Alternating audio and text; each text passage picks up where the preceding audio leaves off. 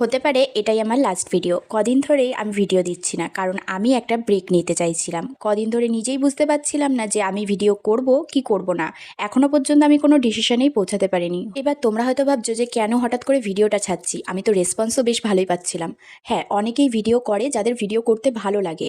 আমারও ভালো লাগে না বললে চলবে না, ভালো লাগে। কিন্তু যারা ব্লগিং ভিডিও করে, আমার মনে হয় তাদের পার্সোনাল লাইফের আসল যে মোমেন্টগুলো বা বেস্ট মোমেন্টগুলো তারা এনজয় করতে পারে না। সবসময় মনের মধ্যে এটাই থাকে যে ভিডিও করব ভিডিও করব।